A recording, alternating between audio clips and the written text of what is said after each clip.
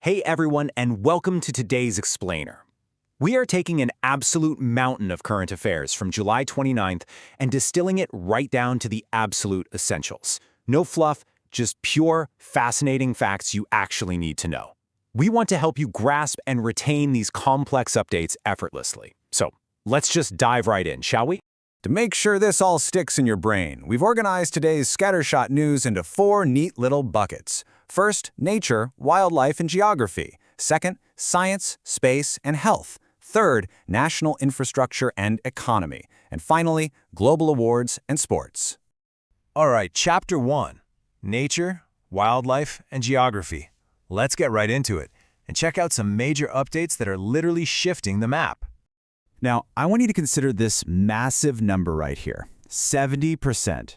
July 29th is International Tiger Day, and the absolute crucial takeaway is that India is home to a staggering 70% of the entire global wild tiger population. I mean, that is an incredible conservation achievement. And if we zoom in a bit, Madhya Pradesh proudly holds the title of the Tiger State of India.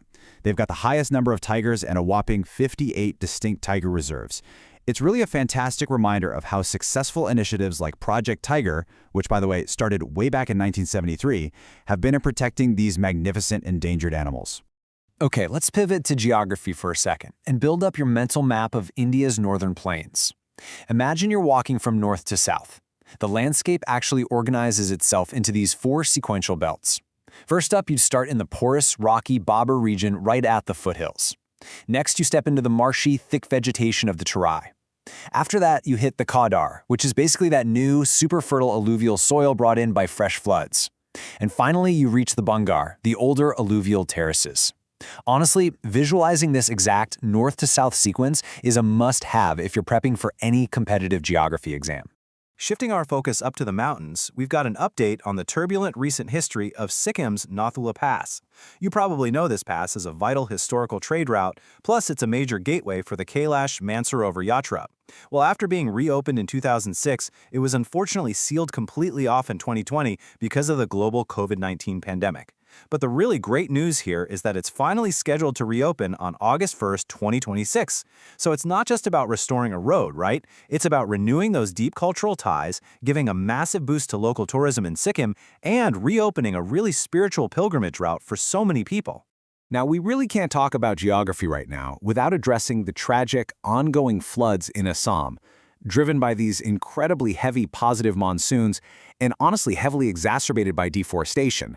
The mighty Brahmaputra River has just completely overflowed, displacing hundreds of thousands of people. To truly understand this river system and why it behaves this way, we've broken down the Brahmaputra's tributaries into the left bank and the right bank. And to help this stick for your exams, our source gave us some pretty clever Hindi mnemonics. For the left bank, just think Suba Kamal Ki Mane Subsikaya. That helps you remember Subansari, Kameng, Manas, and Sankosh. And for the right bank, Lutlo Dil Dhyan Se Kamal triggers Lohit, Dibang, Dhansari, Kapili, and Tista. Grasping this river network is absolutely key to understanding the complex flood dynamics happening in that region right now. Okay, that wraps up our Earthbound geography. Let's move on to Chapter 2, Science, Space, and Health. Space enthusiasts, you are going to want to take note of this one. NASA is officially launching the Praxis mission. Now, this essentially takes the baton from the legendary Cassini probe that ended its run back in 2017. But Praxis is doing something totally new. It is an AI-powered robotic probe designed to literally physically touch and study the composition of planetary rings. It's going to use these super advanced sensors to figure out exactly what these rings are made of, basically testing that long-held belief that they're mostly just ice and cosmic dust. Speaking of rings, here's a quick pop quiz for you. Which planets actually have them? The crucial point here is clearing up a very common misconception. Because, it isn't just Saturn.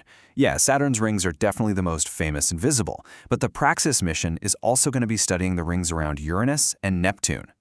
These are known as the Jovian, or giant planets, and they all harbor these fascinating ring systems that we are finally going to get a much closer look at.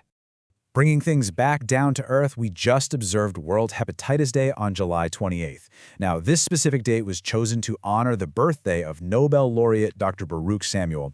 He's the brilliant mind who actually discovered the hepatitis B vaccine.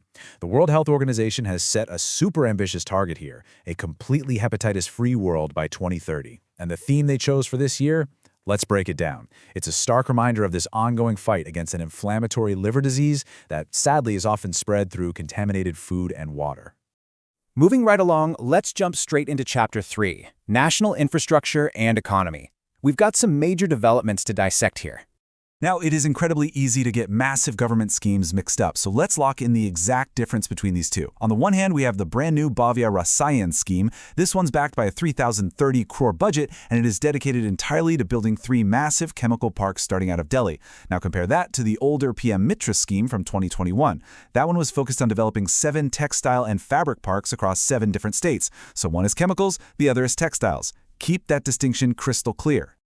Over in the transport sector, the cabinet just greenlit a massive project, the Bellary-Guntakal Multi-Tracking Railway Project. Backed by a 1,264 crore investment, this isn't just laying down a simple extra track. We're talking about a multi-level tracking system designed to drastically improve connectivity and freight movement between the states of Karnataka and Andhra Pradesh. This is exactly the kind of heavy, foundational infrastructural growth that directly fuels regional economic development. Bridging that physical infrastructure with some seriously futuristic tech. Let me ask you, have you ever been incredibly frustrated by a bank server crashing right when you need it? Yeah, me too. Well, Punjab National Bank is taking some pioneering steps to actually solve that. They've just signed an MOU with the state of Andhra Pradesh to bring quantum finance innovation straight to the city of Amravati. By integrating quantum computing theory directly into the banking sector, PNB aims to process data at basically unprecedented speeds, completely eliminating those dreaded server downtimes. This is a massive leap forward for Indian fintech. All right, we are entering our 4th and final chapter today, Global Awards and Sports, and it's a truly inspiring one. Let's start with the absolute pinnacle of mathematics, the Fields Medal.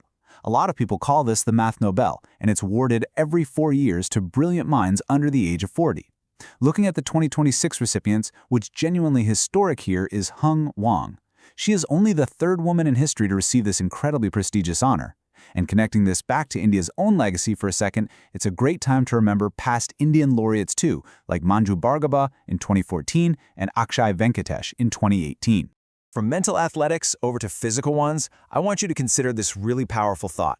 It perfectly encapsulates the amazing story of Sharmila Dhanekar. Get this.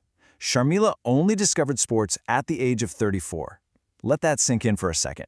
Fast forward to today, at age 40, and she literally just won a gold medal for India in the women's shot put F57 para-athletics event at the Commonwealth Games. I mean, wow. It is a stunning, living testament to the fact that it is quite literally never too late to chase greatness, no matter what hurdles life throws you way. And you know what? Sharmila isn't the only one bringing glory home. Let's do a rapid summary of what's been a stellar run for Indian athletes lately. At the Commonwealth Games, Mirabai Chanu secured a brilliant gold in weightlifting, and she was accompanied by a whole slew of silvers from Ajay Babu, Gyaneshwari, and Rishikant. We also saw Sarvesh grab a silver in the high jump. Meanwhile, over at the Asian Hockey Fives Championship in Oman, the Indian men's team clinched gold by defeating Pakistan. And the women's team, they secured a really hard-fought silver, coming in just behind China. Just an incredible week for Indian sports across the board.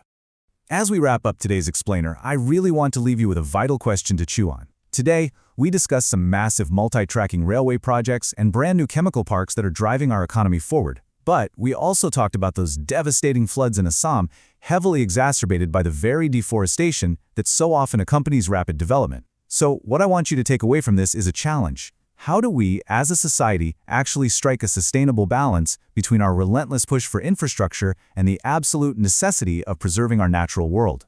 Think on that for a bit. Thank you so much for joining me for this focused explainer. Keep learning, keep questioning, and I will see you next time.